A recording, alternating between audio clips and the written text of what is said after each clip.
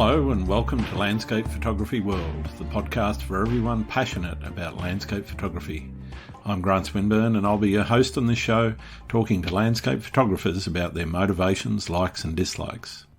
Have you heard that the inaugural Landscape Photography World Awards is now open for entries? Early bird entry is available now at a discounted fee until September 30, 2022. Head to landscapephotographyworldawards.com to find out all the details and how to enter.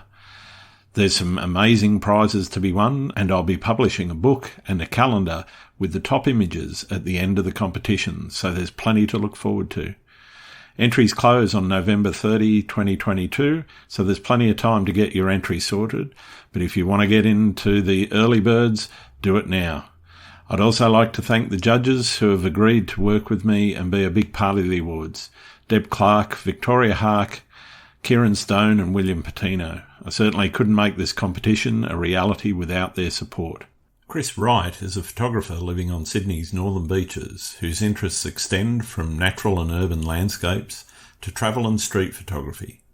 As a university professor and senior climate change researcher, he has a strong interest in the natural environment and the sustainability of ecosystems and planetary health. His photography journey began more than 30 years ago growing up around Sydney Harbour, using his first cameras to capture the beauty of the ocean, as well as on fishing trips to Australia's tropical north and Papua New Guinea. Many of his images featured in fishing magazines at the time. In the 2010s, he rediscovered a love of photography on overseas trips to major cities in North America, Europe and Asia.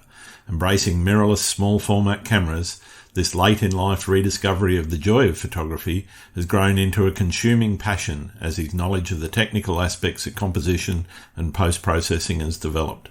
In recent years, the pandemic has led him to shift his attention towards local seascape and landscape compositions and explore the creative possibilities of hidden waterfalls and the beauty of beaches and headlands at sunrise and sunset.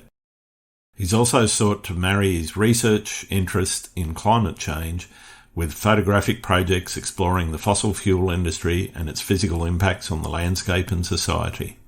This includes exploring ways to extend his photographic vision into artistic and abstract compositions which address the realities of the vulnerability of the natural environment and the changing landscape we're now living within. We discuss climate change and the challenges we face with it, how Chris uses his imagery in his educational career, the way photography has helped him with mental health and his career as a climate scientist, along with a whole lot more. I hope you enjoy the show. G'day, Chris. Welcome to the Landscape Photography World. How are you going? I'm good, thanks, Grant. Great to be here. Yeah, fantastic to have you. Why don't you start with telling us who you are and why you do what you do? Okay. Well, my name's Chris Wright. I'm an enthusiast landscape street travel photographer. Mm-hmm. I live on the northern beaches of Sydney, which is a very picturesque part of the world. So I've been very lucky to be living here the last 30 years or so. And in my day job, I'm a professor at the University of Sydney and I research climate change. So, yeah, that's me. There's a few things I want to talk to you about then a little bit later, if that's okay. Indeed. Yeah, sure. All right. So what got you into photography and in particular landscape photography? Well, long story short, I guess I grew up in Sydney, around the harbour, around Sydney Harbour as a young kid in the 70s.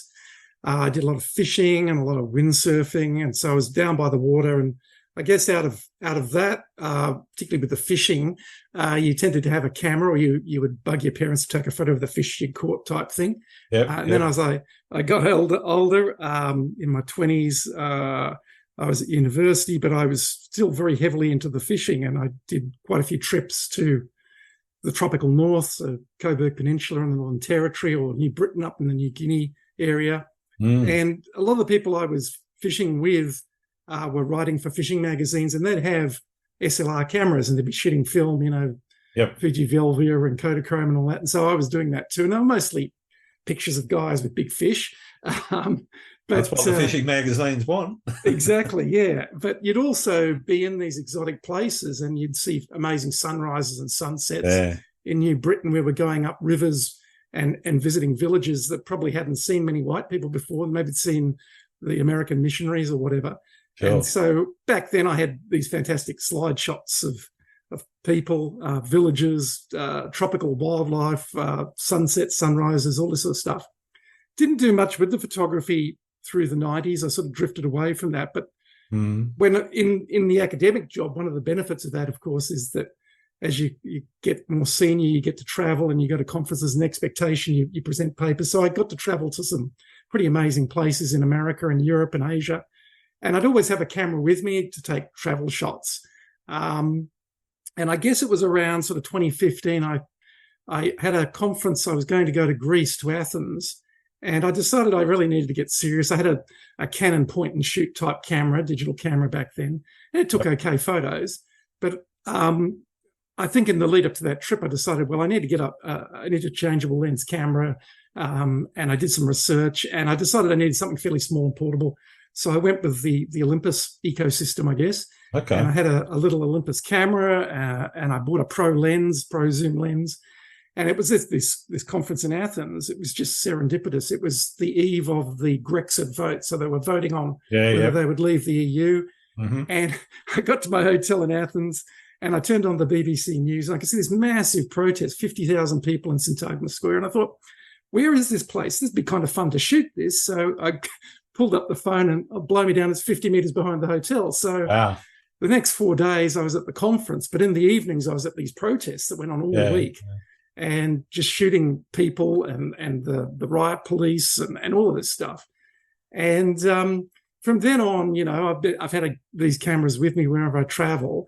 And I guess the transition into landscape was essentially that in these travels I'd be visiting sort of pretty scenic spots. And then I guess with the pandemic as well, I've sort of transitioned away from the travel and street sort of photography much more into the landscape, because that's what's been available on my doorstep. So sure. Bit of a long-winded answer, but that's the sort of the story. Oh, well, I like long-winded answers. It makes my life a lot easier. I don't have to talk as much. What is it that you're chasing now most in your photography? Obviously, it's not your primary career, but I'm just interested, I guess, in what it is that you're after, and what are you motivated by?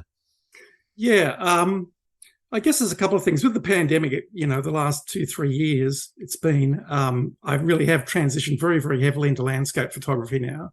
I used to do a lot more sort of street photography, travel photography. I haven't traveled overseas now, well, since the pandemic. So when in the travel street sort of vogue, I guess I was interested in people and light and compositions, and some sort of composition that would tell us sort of a story. And a lot of that sort of photography was very serendipitous. You'd have your camera, you'd be walking along, and you'd see people, light, some sort of composition. You take the shot, or you take a lot of shots, and one of those would come out, and you think that's pretty good, and you process it up and work with it. Landscape, in the move to landscape, I guess, where I live, I'm right on the northern beaches of Sydney, so fantastic seascapes, particularly for sunrise, facing east, and fantastic. One of my favourite go-tos. Yeah, exactly. And we were really spoiled in the pandemic. I really felt for you guys. You were sort of locked down in your LGA, your local government area. But I'm taking the positives out of that. I started this podcast because of exactly. that. Well, we had, at the other end, we had from basically Manly all the way up to Barrenjoey Headland to play with. So, so the seascapes are a really big part of my life, I guess. And then we've had a lot of La Nina summers, La Nina weather, full stop. And so I've been hunting waterfalls and doing trips up to the Blue Mountains when we could, and then discovering sorts of waterfalls that are just in my local area. It's amazing how many waterfalls are actually in the Sydney metropolitan area. A lot of people, I don't think, realise there's places like Balaka and Alambi and what's the other one down there near Terry Hills? Irrawong. Yeah.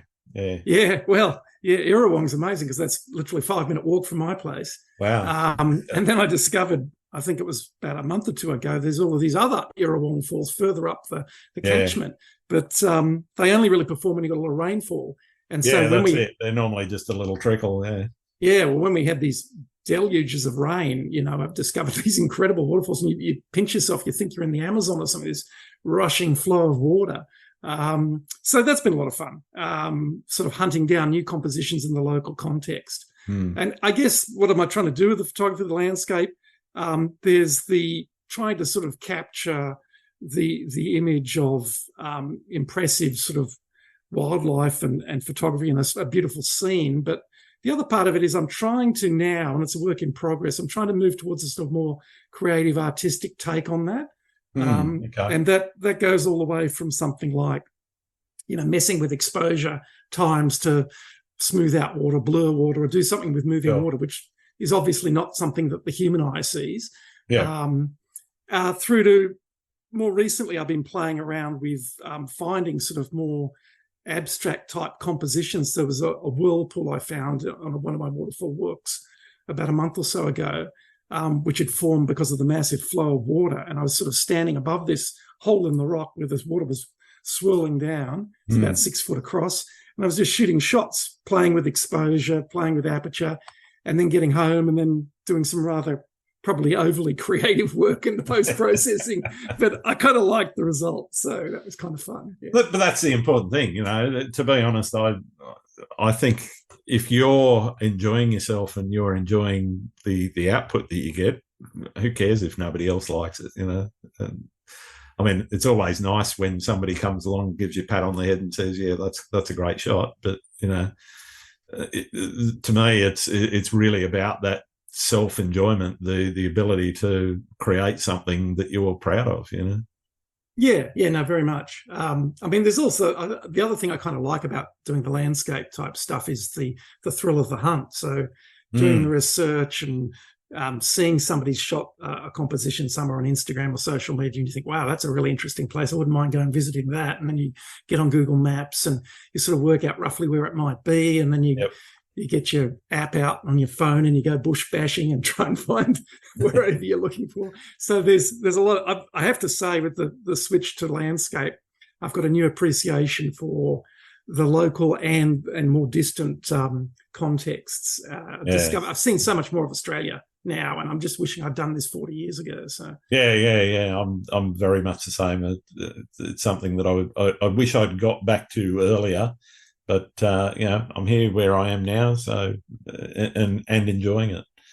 I guess you talked a little bit about that switch to being more creative and more artistic in your photography. Was that like a switch flicked in your brain and you said, all right, well, this is what I want to do, or is that more of a gradual process? Talk to me a little bit about how that went for you. Yeah, I think it has been a gradual progress. As I said, it's a work in progress. I'm not really where I'd like to be in terms of really moving towards a more sort of abstract expressionist sort of take on photography. Sure. My wife is a very experienced design architect, and so over 30 years of marriage or whatever it is, we've been to a lot of art galleries, contemporary art. So I get familiar through osmosis with this stuff. I'm not across it as well as I should be, but I'm trying to learn more about the sort of the artistic temperament and the aesthetics of sort of clever composition and all this sort of thing.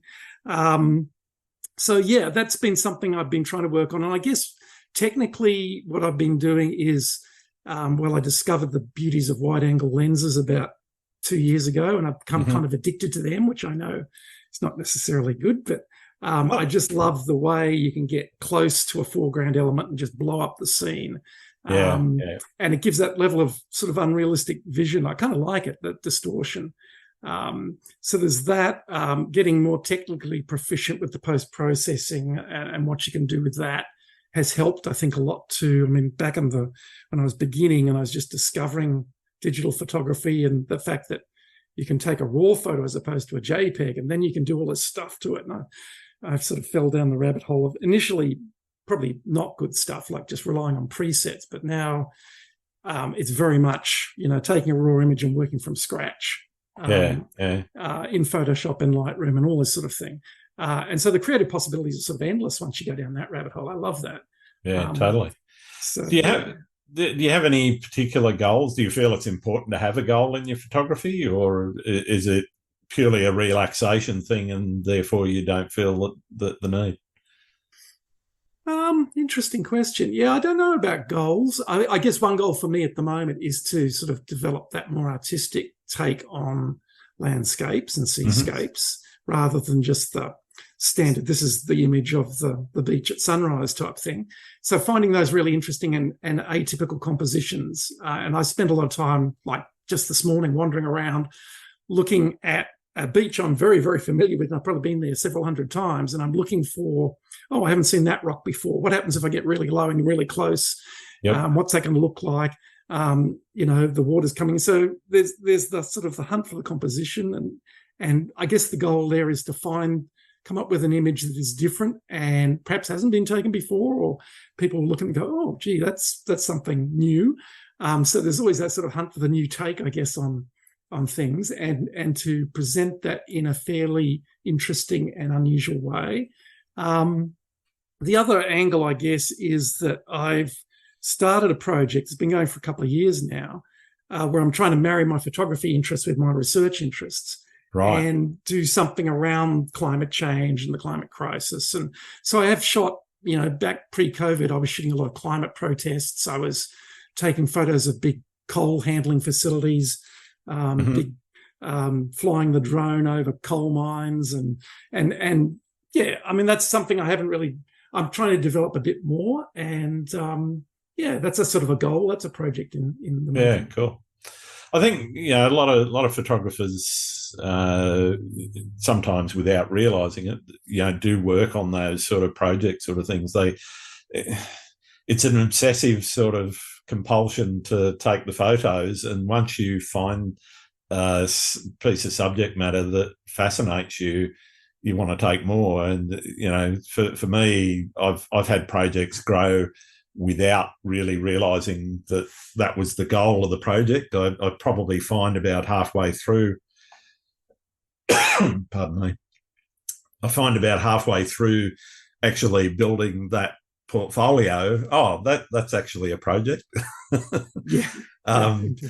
So, I mean, has that happened with you, or has it been something that's been a little bit more deliberate up front? Yeah, the fossil fuel climate one is obviously a deliberate project that I sort of started out with the idea, and I thought, I wonder if that's possible. And I didn't really know what it would look like, and it's involved a sort of combination of, as I've said, sort of almost photojournalistic shots of protesters at a climate march or that big school climate strike where there were like 100,000 people in the Domain and that sort of thing, through to much more sort of serendipitous shots, of big coal ships coming through the Hunter River, or flying a drone up over a power station or something. So that project is sort of something I wanted to do, and I sort of tried to map out what that might look like and scope out potential locations, and that has sort of dribbled along. It's not, I thought it was going to be much easier than it's turned out to be, and it's just sort of trickling along. Whereas the other stuff, I don't know, I've got projects for the landscape. I think I've got sort of hooked into the habit of shooting my local area seascapes, mostly sunrise and sunset. Yep. Always on the lookout on the weather apps about what the rainfall is going to be like, and going off and hunting waterfalls. We've had a big dump of rain. Sure. The other thing I have done, I guess, a project was trips to more remote locations. So I did a trip a couple of years ago up to the Warrumbungles. Yeah. My son was at a camp up there, and I thought, well, I'll go up there and bring him back. But in the meantime, I can also get a couple of days of shooting up with the Warrumbungles, so that was good. Or doing a sort of a sortie down to Kiama, or the other one I want to do is go further to the south coast and down to Bermagui and Narooma and all down there. I haven't done that yet. So I've got a bucket list of locations which could become projects. Just got to find the time. Yeah, no, I know what you mean there. And, I think that freeing up of the time is an important thing. How do you, I guess, balance, obviously, you've probably got a fairly busy work schedule. How do you balance that with your photography and the desire to get out when the conditions are right, when you should be in the office, but you're going to go seascaping anyway? Yeah, well, I guess the pandemic has been a blessing in that regard, in the sense that, we moved to online teaching beginning a third of the way through 2020. Yeah. And although we've still got students on campus now that come back, still a lot of our teaching is online. So there is a little bit more flexibility than it used to be. But even when I was, in at uni 5 days a week, when I was head of discipline or something, I'd always have a camera in the bag. And in fact, I got I would just wander around uni if there was a sort of an off time in the afternoon. And I knew there was going to be a good sunset. I'd wander up to the Great Hall or the Quadrangle and shoot some shots off there. And so you'd serendipitously take the shots when you can. And then, of course, back when we were traveling, the cameras would go with me if I was in Japan or I was in the UK or Europe or the States, And so, as I was saying with the Greece example, you'd be at a conference during the day, but I'd be out all night and up at the crack of dawn shooting photos if I could get the chance, because I thought I'm not going to be coming back to Kyoto in a hurry, so I'm going to get some photos. Right. What does the experience of photography mean to you? Well, at one level, it's about capturing memories and scenes. So, particularly the travel, it's unlikely I'll go back to some of these places, and I'm trying to sort of cut back on my air travel, actually. So there's the photography of capturing a feeling or an emotion or a scene during your travels and places you've been to. And I find I've got into the habit of sort of creating a sort of a diary of my life, and photos. I just slot photos that I've taken into that diary sometimes just to create that sort of memory link. But also I think there's the potential for photography to carry a message. And that's something that I'm sort of trying to explore a bit with the climate stuff. I was watching Edward Batinsky's in town last week, fantastic Canadian photographer, does these amazing aerial shots of forests being cut down, and that's his thing. He wrote this whole book on the Anthropocene and these massive images of mostly North American, but also around the world, massive factories in China and things. And his photography clearly has a sort of a fairly strong political message, although he sort of claims he's fairly, ambivalent about a lot of these things. So I think, the way you frame up a photo, what you take a photo of, how you express that image can have a very powerful message. And that's something I'm sort of interested in exploring. The sort of the politics of photography is quite fascinating, I think. Sure. Let's dive a little bit deeper into that. I guess, obviously, in your work at the uni, client science is, a major part of what you're doing. Less so on the photography side, but how urgent do you see the dangers and the risks that we're seeing in climate change? How drastic do you feel that it is, having studied, the science behind it? Yeah, well, this is always a bit difficult. I often have to calibrate the message that I send to students and audiences that I speak to publicly, because you don't want to freak people out and send people into a world of depression. But yeah, I just tweeted something the other day on my work tweet about it's much later in the day than our political and corporate leaders think it is. You just look at what's happening in Pakistan at the moment. There's 30-odd million people displaced, thousands killed by these floods. And the climate change signature there is very, very strong. And you can look at all the extreme weather events that have been happening, both northern and southern hemisphere, the black summer fires we had in 2019, 2020. So, yeah, we're seeing climate change, human-induced climate disruption in real time now. And so I think, yeah, it's super urgent. It's the greatest threat that we face as a species, to be honest. And we have to get off fossil energy at warp speed and really transition things very, very fast. So it's a huge challenge, a huge threat to us. And Australia is, physically one of the most vulnerable of the continents in the world. We can see inside there's a spread around the coasts and the fire potential, the drought potential, the flood potential in Lismore. We just saw that. So there's lots and lots of examples of extreme weather linked to climate disruption happening now. And it's going to get worse, unfortunately. We're going to see more of it. And that's, I guess, getting back to the photography, that's part of the sort of the issue. We start to see these images on our screens, on our social media of floods. I just saw something now of this incredible video footage from Pakistan of the flood water rushing down the mountains and these villages running out of the way of the flood water. Or that avalanche that was on social media the other day about the glacier giving way and this guy filming it as it's coming towards him, sort of thing. So there's the danger that climate change becomes the spectacle and we just observe it, observe the disaster. Yeah, you're basically out there shooting that sort of stuff for the gram.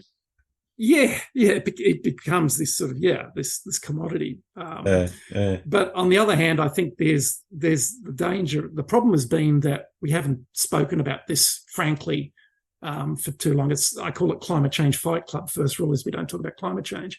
And there's been this whole political thing about, you can't talk about it. It's contested, or it's going to frighten people. And now I think too late, we're starting to have a realization that this is real. It's happening. And it's potentially cataclysmic. And it is having impacts on people's lives. Oh, yeah. That's the other side. More people died in Europe in this summer than any other summer due to heat, Yeah. Well, when we saw those wildfires outside of London and England, I mean, it's just ridiculous. Yeah. Well, I was there in July, and they had their 35-degree day, which was, stinking hot in London, because one of the key things a lot of people that live in warmer climes like Australia and whatever don't realise is their infrastructure and their housing and their shops and whatever, they're not geared for air conditioning. Most of them have heating, not air conditioning. Yeah, indeed. So you get on the tube in London and it's 35 degrees and it's like 50 degrees inside the tube. It's horrible. Yeah. Because there isn't air conditioning in most of the trains. Yeah, well, we live in this age of consequences, as I sort of say. The consequences of 2 centuries of burning coal, oil and gas are now coming to bear, and we're realising it. So the photography link there, I mean, there's the danger of just creating spectacles out of these extreme weather events and these people suffering and mostly developing economy situations. But on the other hand, I think on the positive side, there's a way in which you can grow public awareness of the urgency of the issue. And that's sort of what I try to do a little bit. Certainly in my teaching, I use a lot of images. I mean, all of my teaching now are basically just images that I speak to, hardly any text. And I think that engages people. Yeah. Yeah, it's less fun looking at a graph showing how temperature's risen compared to, actually seeing some of the consequences of it, as you say. Yeah. What do you think it's going to take to kickstart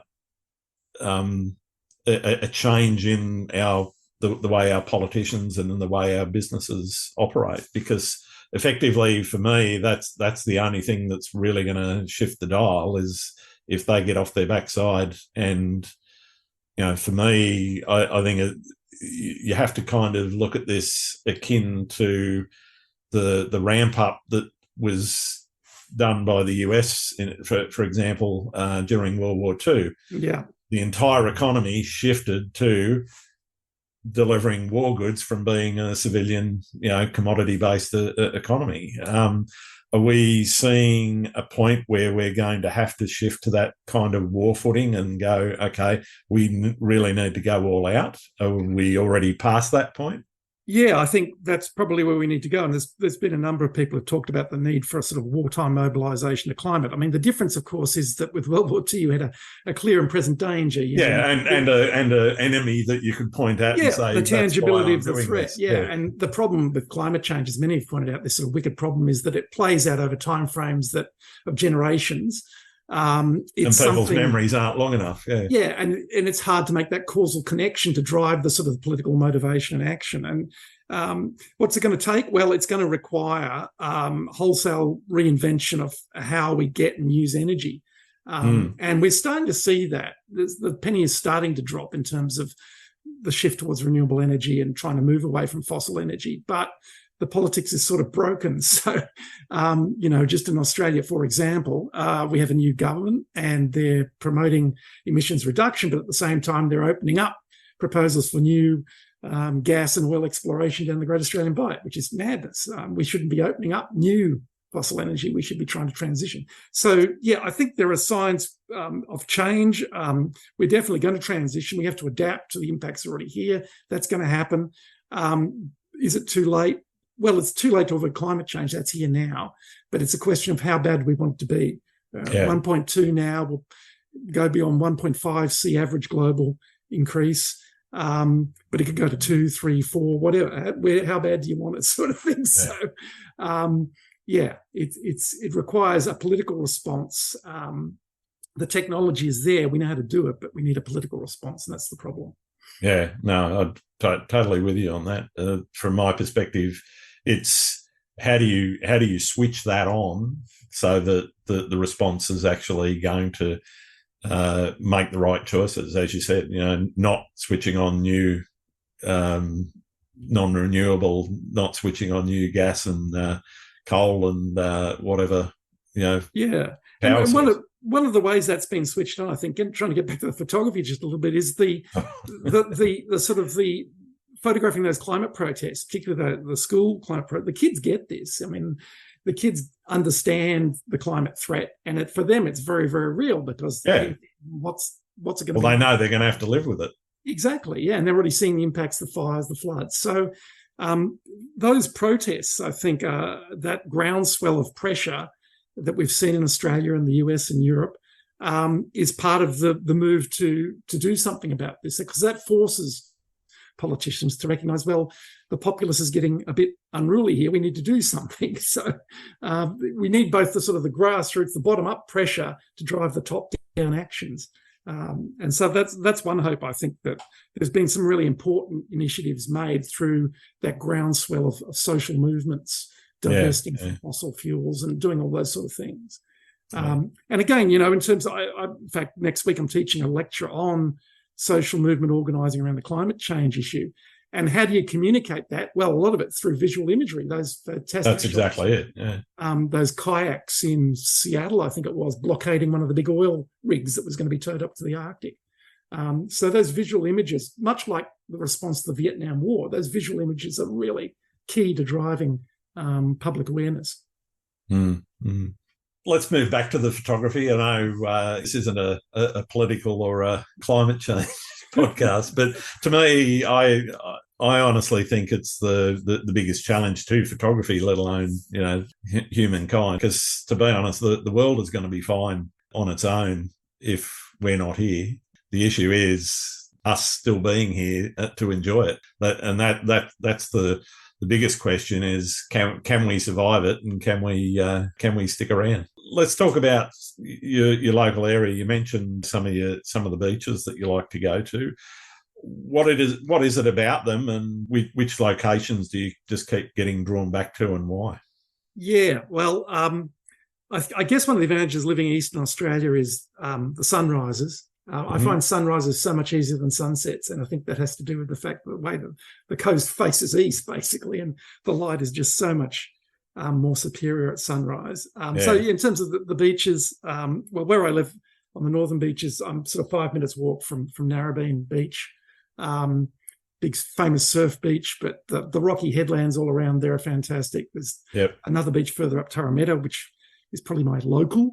I go there a lot, and it's fantastic because it's a small beach with lots of rocky elements that are revealed and obscured by the sand movement over the seasons. So you can go there sometimes and it's all sandy and you wouldn't know there's any rocks there. And then we get the big winter storms and the rocks are revealed and they create great foreground, mid-ground type elements. Every time I go there, I see something different. New, and it's different. Yeah. That's what I love about that spot. I'm drawn to there simply because of that as well. It gets quite busy now in the mornings. It does, yeah. I got down there one morning for a shoot, and I think there was about 30 or 40 other people there, all doing a shoot. So I have been, getting out with the pandemic. I got into this walking thing. I figured I'm not getting a whole lot of exercise. I can't swim in the pool now. I can't, whatever. So I'll go out for a walk, and what I'll do is go out for a walk in the evening, have the AirPods in my ears, listening to a podcast, and I will basically walk beaches and headlands and scope out potentially new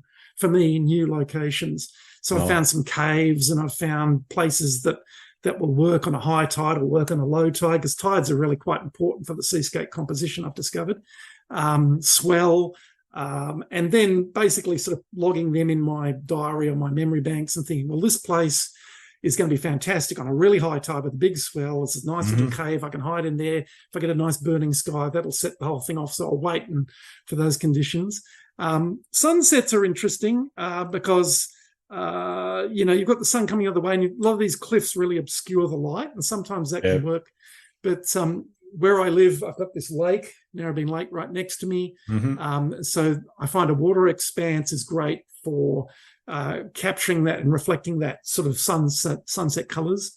And the trick is trying to find the foreground element to really make the shot. Fallen trees, a boat, something like that. And then the other places I've been looking at, I've been going a bit further afield, trying to find that westerly aspect or a northwesterly aspect for the sunset with some interesting rocks, some interesting rock pools, that sort of thing. And I'll climb up the top of Barrenjoey Headland sometimes, and I'll climb out on cliffs and things looking for that sort of angle. They're the main places I sort of go to. I do love Long Reef. That's where I tend to go most of my afternoon walks, because you can get that low tide reflection, and you can get some fantastic sort of tessellated sort of effects with the rocks. Cool. What's the most notable experience you've had out shooting? I guess on the landscape side, I would say shooting the Warrumbungles. So, and a specific part of the Warrumbungles, actually. I worked out I wanted to go up the top of Lou's Throne and shoot the bread knife and all of that stuff. And it was November, a year or two ago now. So it was getting quite warm, and I just sort of got up to Coonabarabran where I was staying, and then jumped in the car, grabbed my camera gear and just shot up there and took like a litre of water and thought nothing of it.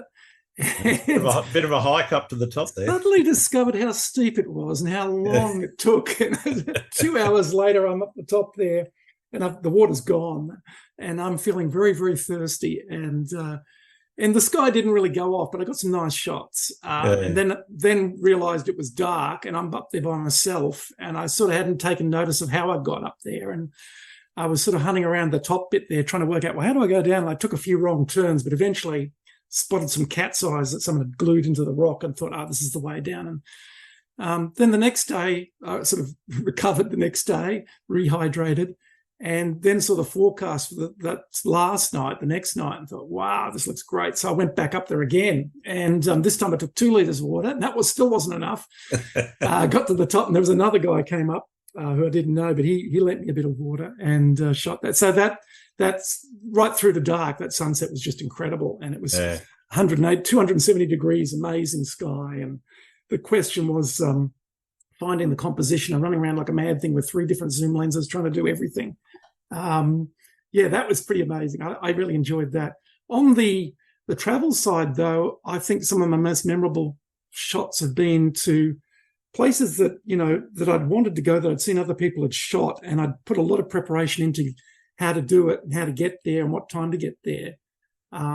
So when I was in Japan, I was shooting all these locations in Shinjuku and Tokyo, and then got the Shinkansen down to Kyoto, the bullet train. And I knew I wanted to shoot the bamboo garden, and I'd seen Elio Locardi had done this video about how to shoot these spots. Get there very early. The Fujimori gates and the bamboo. And I'd realised, you have to get up early. So I basically did that, and I was out of my hotel at 4 a.m. and jumped into a taxi, and luckily the guy could speak a bit of English, and I want to go to this place. And then I'd be there standing in the dark in the middle of this bamboo garden, waiting for some light, set up my camera, set up the composition, and start getting the shots as the light appeared behind the bamboo. And I got some great shots. And then blow me down, sort of 20 minutes later, this car appears at the end of the track and drives down towards me, this little mini coupe done up, parks halfway down the road, lights on, guy gets out and starts taking photos of his car in the bamboo garden. So I thought, well, he's going to be there a while. So I sort of wandered down and started chatting to him in broken English Japanese, and took a few photos of him with his car. That was kind of fun. So, But out of there by 7, the tour buses were arriving. I was walking out by the time the tourists were walking in. So that was great. That was a real feeling of accomplishment, that one. Yeah, no, it's it gets busy down there. And if you're not there before sunrise, you're very unlikely to get get the shot that everyone wants where there's nobody around. Yeah, well, the same with the magenta gates, or those bright red gates, the Fujimura gates or whatever they are. And I was there, first person there in the dark, shooting away. Yeah. And then as just the first light appeared, this film crew turned up, this Italian film crew with video cameras and lights and everything. And I thought, oh, that's it, I'm out of here, sort of thing. And they were sort of complaining that were tourists around. I said, well, you should have been here an hour ago. You would have got the shots. That's it. Yeah, it's. I mean, it's all. It's funny. I think photographers, whether it be travel or landscape, one of the things that they dislike the most is seeing people in the shot. Yeah, I'm guilty of that. I'm really bad at that. I'm the same. I've got a little bit more relaxed about it. I caught this one actually down at Tarameta of a rock fisherman. He's fairly small in the frame, but he actually added to the scene. Yes, yeah. He stayed nice scale. But he stayed nice and still too, so there wasn't all this blurring around him where he was moving about, which was nice. My favourite one on that was we had this European trip just before the pandemic, and we ended up, it was Spain and Italy, and we ended up in Rome, and sort of the last day we went to the Vatican museums, which, although it was January, it was low season, it was crowded with people. And I'd seen the shot that people take of the famous spiral staircase. Yep. And I knew it was coming up, and I thought, I'm going to try this shot. And so I had the camera and sort of upped the ISO a bit and stood there and figured, no tripod, I'm going to have to do this handheld and wide angle lens. And I could see like 50 people on the spiral staircase. So I thought, I'll just shoot and shoot and shoot. And I'll end up with like 20 exposures, and maybe I can sort of layer them up in Photoshop. So about, for the Olympus camera, it's about 1,000 ISO, which is a bit higher than I like, because they don't like the high ISO as a rule. But shot the shots, got it back to the hotel, layered it up in Photoshop, came out looking mint, and everybody disappeared apart from this one woman who was in a bright pink vest, sort of puffy jacket, and she just had stood still. So I had to bring out the lasso tool and take her out. Yeah, it's amazing the effort people will go to get rid of people in their shots. Talking about that, do you prefer taking your photos on your own or with other people?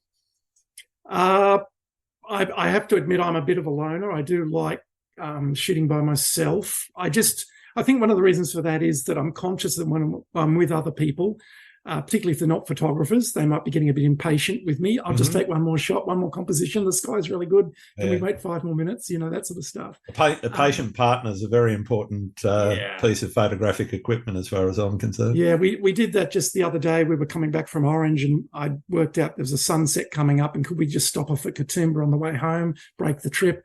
And went to Boar's Head Lookout, and I've never been there before, but I could see the sky was getting better and better. And I said, can we just hang on for like another 10 minutes, because it's going to be a fantastic sky. And wife's going, oh, okay. And luckily I brought a second camera so she could, take some shots as well. So that kept everybody occupied. But yeah, basically I tend to shoot by myself. And often the reason for that is another reason is that it'll be a spur of the moment sort of decision. And I'll look at the sky and the tide and I'll think, well, tomorrow morning looks good, I'm just going to go, sort of thing. Sometimes I meet up with people, and that can be really fun because there's nothing better than talking to other photographers about gear and technique and all that sort of stuff. So absolutely. I do enjoy that, but then I find I sort of miss shots because I'm too busy talking. Yeah, I know what you mean there. You get distracted. So I guess talking about planning or not planning, it sounds like a lot of what you do is spur of the moment stuff, or do you do a lot of planning? No, I do a fair bit of planning, to be honest. When I say it's sort of spur of the moment, it'll be to a spot that I've already scoped out or worked out. Right. We'll work on a certain tide, we'll work on a certain swell. I've looked at clear outside, I've looked at windy over the week and worked out, noted down, well, Thursday morning looks like it could be good for sunrise because there's 100% high cloud or something. Yeah. And then it's a question of checking out, what's the tide going to do? What's the swell going to do? Okay, so this morning, for instance, it was like a 1.3 rising tide at sunrise, serious swell rolling in, it was up to 2 meter swell. So that immediately sort of, in my mind, I'm thinking, okay, that spot will work, won't be going to those spots. similarly, you know, if it's a really low tide, I know there's like 3 or 4 spots that I like to shoot on a low tide. Yeah. And then similarly with the planning for the waterfalls, I'll be scanning the rainfall patterns in the Blue Mountains or wherever I'm going up the Central Coast, and seeing how much rain they've had over the last 2-3 days and whether it's too much or not enough. If I'm doing a longer trip up, say up to the Warrumbungles or down to the South Coast, I keep a collection of images that people have taken of particular spots. I'll have downloaded maps. I'll have worked out all trails and how to get to. So actually there's a lot of planning behind a lot of these locations, because I figure you just don't have much time, particularly with the travel photography. You're in a place for like a day or less, and you've got this little window of time to take the shot. So you need to have everything going for you. So I don't sort of balk at working off other compositions that people have worked out, because I'll probably go there, take something similar, and then look for some more original compositions, just because I'll probably only have an hour or two in the spot. Yeah, got it. So when you're in the field, are you sort of going in with a concept of what it is that you're already, or you're going in with a concept of what it is that you want to shoot, or are you sort of being a little bit more reactive to the conditions and the landscape? Yeah, it's a bit of both. I mean, it'll be, I'll have an idea. If it's a location I haven't been to before, I will be standing on the shoulders of other giants on Instagram, you know, in terms of, like, for instance, Katoomba Falls. I hadn't been there before. I'd sort of looked on the map and read on the web about the track in there. When I got there, there was a composition I knew that I'd have to go over the fence to get, which is a bit scary because there's like a 300-foot drop behind your back. And it was pouring with rain, and I got the shots that I wanted, but then I sort of turned around and saw this rather bizarre fallen tree that sort of looked like a minotaur or something, and I took some photos of that, and suddenly discovered other compositions, zoomed right in with a telephoto and took some other shots. So typically I'll go to a place and have an idea of what the hero shot looks like and try and get something like that, and then scout around and try and look for new compositions or something a little bit different and original.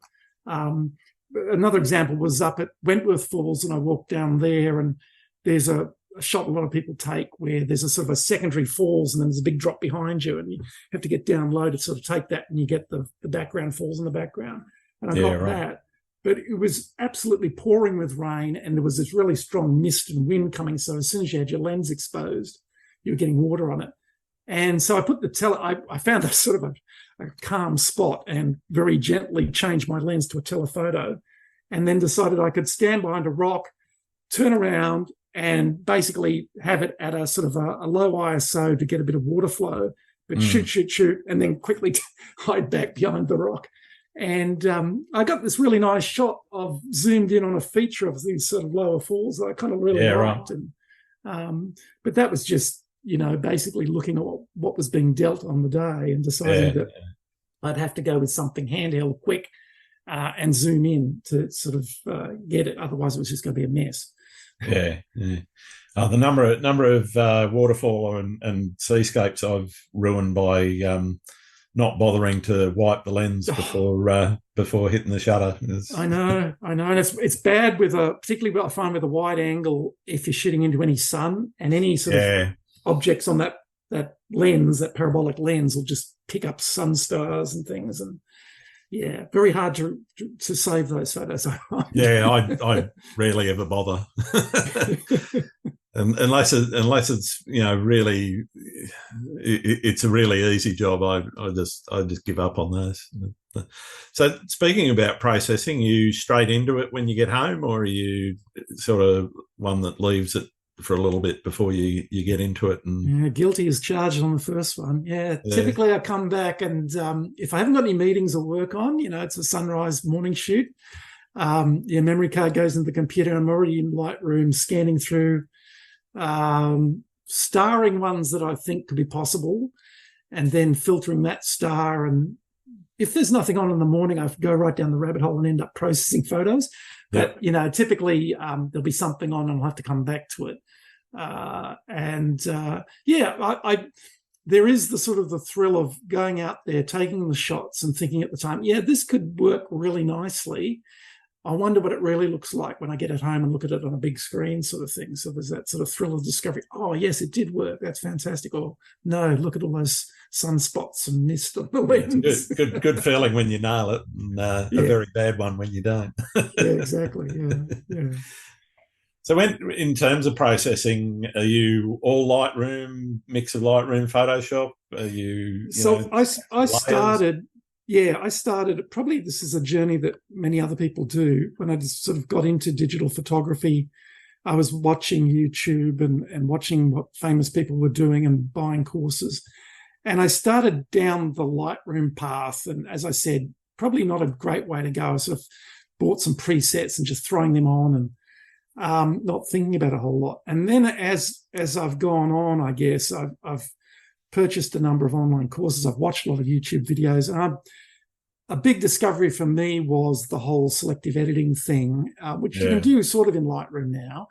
But the masking that's there now gives you the it does give you some of that. But I bought a course by Nick Page. I bought another course with Will Patino, and then another one, Adam Williams at Easy Way Photography. That made Photoshop a little bit more easy for me to understand. So I have developed a workflow now where I'll be in Lightroom for an initial sort of raw tweak, and then I'll go into Photoshop, and I typically do the heavy lifting in Photoshop. Particularly, I bracket a lot of my shots because of their seascapes. I'm shooting with an OM system camera, so the dynamic range is pretty good. It's not quite as grainy and things. Typically 3 exposures. If it's a seascape with flow, the longer exposure will probably capture the flow, the short exposure for the sky, the middle one for the sort of everything else. That's the base one. And I'll be using layers and blending in layers, doing things with Gaussian blurs and doing things with sharpening and other stuff down the track. So the full palaver in Photoshop, and then back into Lightroom to finish it off, actually. So fair enough. Full circle. Fair enough. Do you print much of your work, or is it just on screen? Yeah, this is another work in progress. I haven't printed a lot, truth be told. I've printed out a couple of things as gifts for people, or sometimes I've sold a couple of prints. And that whole transition of workflow into printing was something that I wasn't super confident about. The whole sort of way in which you've got to reprocess your photo so that it's print ready for your printers and all that sort of thing. So I watched a few YouTube videos and thought I had that, but then was a little disappointed with some of the outputs. So I have just purchased a course about how to do the printing thing. So I am actually sort of learning this right now. I'm trying to get my skills up around how to... Yeah, it's a bit of a dark art, I find. It is, a dark art. It's a good alchemy. It's a very dark art. So I have just been calibrating my screen. Yeah, that's the key is screen calibration, and knowing what you've got on the screen is going to be as close to what you print as possible. Yeah, I think that was my big worry. I was not confident that what I was seeing was what everybody else might be seeing. And once you have those doubts, it sort of undermines the process. So screen calibration, and now I'm working my way through different tutorials this chap's worked is doing. And he shoots with a similar camera system to me, which fills me with a bit more confidence, because I think the camera system that I'm shooting with is a little bit atypical, perhaps, from the full frame kit. So got to be a little bit more careful. Yeah, nice. How do you handle when the creative? How do you handle it when your creativity dries up? Has it dried up? It hasn't really. I think it's part of just constantly learning new stuff. So I see something on YouTube around focus bracketing, for instance, and then think, I've really got to nail focus bracketing or exposure bracketing. Or some sort of new technique to get an effect, to get a look. And I'll see it I'll see Nigel Danson or someone on YouTube doing this, and I think I should try and do that. I'll go out and do it. And that just adds to the sort of the creative juices in a way, because then you learn new tricks and you suddenly realize, well, that opens up a whole new window of what I could do potentially with this shot or this type of composition. So I haven't actually found there has been a creative problem. The other part of it is, on my wanderings of an afternoon, I'll see a rock and I'll see some water, and I think that can make a really interesting photo, and I'll get down there and try and shoot it, and maybe it didn't come out quite as well as I want, but I'll come back later and another day when the sky's really going off. And so I find there's both the technical, learning new tricks technically in terms of composition and shooting and then post-processing. And then there's the inspiration of just finding new things to photograph or new compositions. So Yeah, right. I haven't really had a creative problem. Lucky and the you. pandemic actually helped. I mean, I've tried to avoid them, and for me, one of the things that I try and do. I mean, this podcast helps a lot because I'm always inspired by some of the people that I'm talking to. But is actually, as you said, trying to challenge yourself with something new. Okay, well, I haven't done street photography for a while. Let's go and do some of that instead of doing a seascape. And it's just about just trying to do something a bit different. I think to keep fresh, because otherwise, you do. If you keep going to the same places and taking the same style of shots, it's I won't say it stunts your growth, but it doesn't necessarily promote growth in photography. Yeah. And maybe I am falling into that a little bit of around the seascape and the wide angle. And so I need to, try not new things, but, try other things, use telephotos a bit more and shoot close cropped shots of rocks with water, or go out and do some street photography now. We're sort of out of the pandemic. So that'd be good. Yeah, well, you can now. It's a little bit easier anyway. What's your favourite thing about being a photographer? It's a great creative outlet. So as I said in my job, most of my job is writing words, writing books, writing articles. There's a lot of teaching too. So having a creative outlet where you can get out and do something completely different, that's a big part of the enjoyment of photography for me. I do enjoy finding new locations and seeing the world. So although I'm not doing a lot of travel, I wouldn't mind getting back into doing that. And photography allows you to sort of capture and share that. And I also find, I know there's a lot of criticism. People criticize photographers for living through their viewfinder and they're not experiencing but I actually find when I go back through the photos, I'm almost reliving the experiences that I had in these various places. So yeah, I'm very much the same. I to be honest, I think it's the opposite.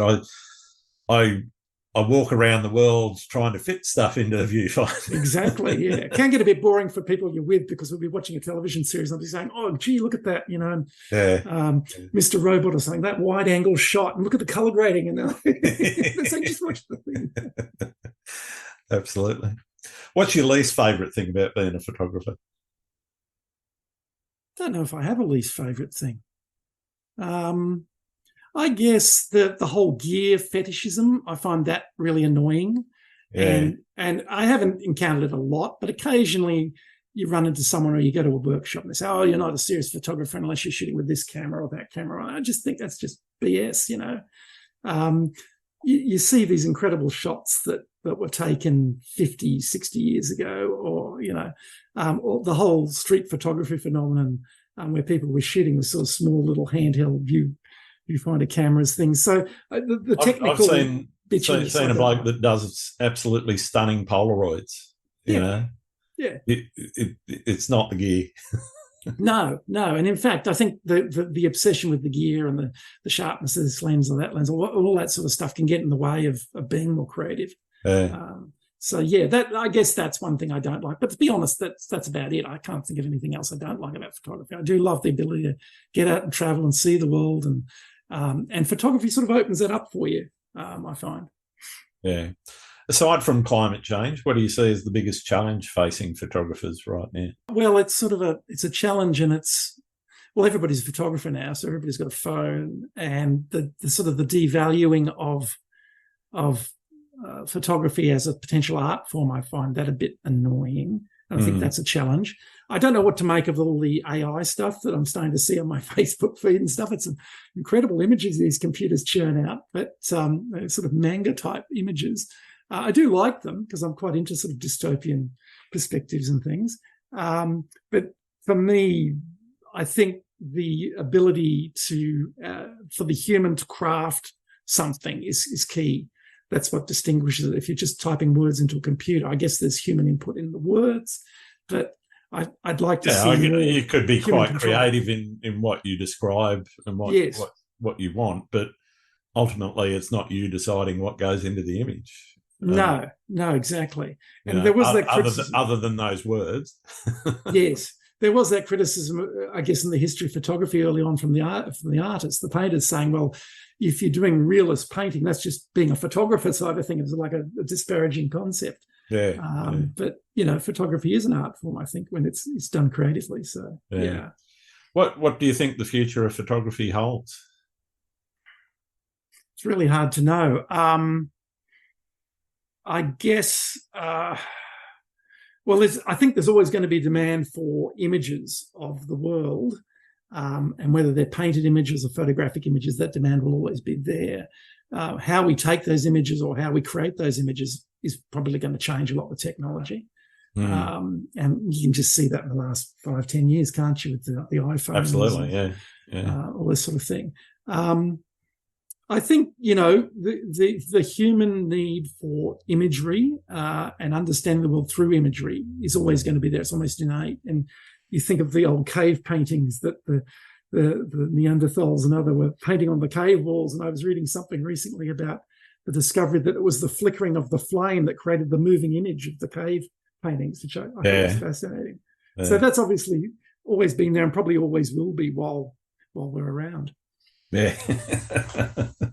Well, that's always going to be the biggest question, isn't it? How long are we going to be around? While we are still around, are there any particular photographers that are catching your eye that you think I should be talking to?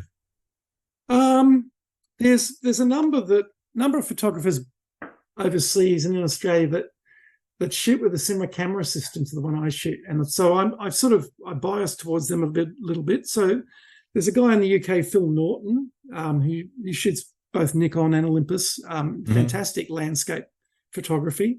There's a chap in Canada, Peter Baumgarten. He's in British Columbia. Again, amazing images. And then in Australia, there's a young guy, Matt Horspool, who does a lot of underwater photography. Okay. Whales and fish and things, fantastic stuff. The last one, I guess, a guy I met actually here at my local beach, but he's Belgian, I think, but he's back in Europe now, Chris Iyer Walker, and he does a lot of photography and video, and really extreme stuff up in the Faroe Islands and far-flung places. And I've never been to that part of the world. I'd love to go there. I'd love to go to Iceland and places like that. Absolutely. It's a very different aesthetic to what I'm used to, and maybe that's what attracts me to it. So those guys produce some really interesting work. All right, fantastic. Thank you for that. I've got one more question, and for many, it's the most important. I think you know what's coming. Do you like pineapple on pizza? Yes, I do. Yes, I plead guilty to that. Well, I don't know if I like it. I will eat it. It's not my favourite. You will eat it, all right. Yeah, I will definitely eat it if it's on the table. Do you order a Hawaiian or? I don't think I'd order a Hawaiian. No, I'd go for a margarita or some other pizza before then. But if it's on the table, it'll get eaten. Yeah. I'm very much the same. If it's there, it'll get eaten. But I don't know that I'd go out of my way to buy it. Indeed. All right. Well, thank you very much for taking the time to have a chat today, Chris. It's been wonderful getting to know you a little bit better. How do people find your work? So I'm on Instagram, Chris Wright AU. I'm on Vero now. I've discovered Vero in the last few weeks. Really, very much enjoying Vero. Plug for that one. And I have a web blog and other pages. I can give you links to those. Fantastic. Yeah. Right. I'll make sure that they're in the show notes. Great. Thanks for having me. Thanks again. Thank you for listening to Landscape Photography World. I hope you enjoyed the show, and keep listening because I'll be joined by some great guests in upcoming episodes. You can find my work in this podcast at grantswinburnphotography.com. I'm also on Vero, Twitter, YouTube, Instagram, and Facebook. I'm Grant Swinburne. Hope to see you out shooting soon.